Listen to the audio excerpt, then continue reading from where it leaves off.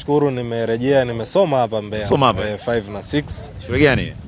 Tukuyu huko. Tukuyu. 5 na form 6 na mwanamke wa kwanza kuniacha anatokea Mbeya. Kwa nimekuja kutafuta comeback. Hii comeback iko kwenye kukimbia sasa. Popote pale. Unanipangia tena. Hiyo comeback itategemea. Noma sana. Umesoma Mbeya. Of course hiki ambacho kinakuja kufanyika ni kuweza kuboresha miundombinu ya elimu na afya kupitia mbio hizi ambazo unakuja kushiriki. Unajisikiaje kweli? Ni jambo zuri sana kwa sababu Mbeya ni moja kati ya mkoa mkubwa sana na pengine pia ni mkoa ambao una watu wengi pia Tanzania. Mwanza, Mbeya, moja kati ya mikoa ambayo pia ina historia kubwa sana, imetoa wasomi wengi sana. Kwa ile legacy inapaswa kuendelea kuzalisha wasomi.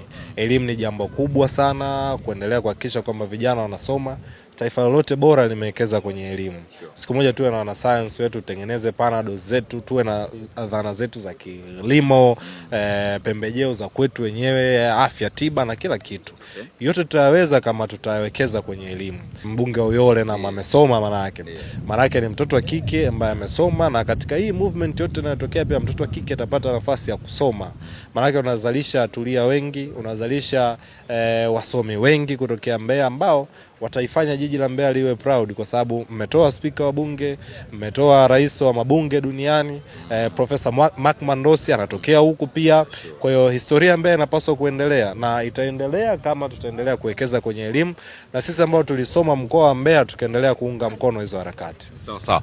Ni mwana michezo, mchambuzi mzuri wa michezo, mtangazaji mzuri sana wa michezo. Mchezo wa riadha sasa hizi umekuwa ni mmoja ya mchezo mkubwa kwa upande wa Tanzania. Kompetita yetu walikuwa ni Kenya, lakini sasa hizi tunaona kama kina Alphonse Simbu wamekuwa wakifanya vizuri. Juzi kwenye Boston Marathon kafanya poa sana. Unauzungumzaje mchezo wa riadha ambao kama umesahaulika sana na watu wengi sana? Ni mchezo mzuri na ni opportunity kubwa sana.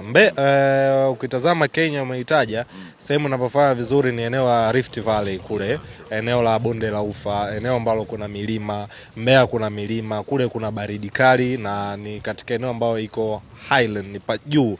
Mbeya inaakisi Mbeya, Manyara ni mikoa ambayo tukiamua kuifanya marathon iwe nzuri ama iwe na mafanikio makubwa ni jambo ambalo linawezekana, na napaswa tuwekeze kwa kiasi kikubwa sana tu diversify uchumi. Tuwe na athletes ambao wana uwezo wa kuleta mabadiliko makubwa. Unamzungumzia Simbu, wakina Mzee Nyambui walikuwepo, ambao overall tukiwa nao watu wengi, tuna wakimbiaji, tuna wanasoka, tuna wasomi, maana yake tuna diversify uchumi na watu watajiajiri kwa kiasi kikubwa, naye jiajiri ataajiri na watu wengine. Tutegemee kesho kilomita ngapi unazo? Kesho mimi nishajifunza hizi marathon hazitaki kilomita nyingi. Kilomita 5 zile zina maua mengi sana. Shukrani sana. Karibu Mbeya kwa mara nyingine. Asante sana.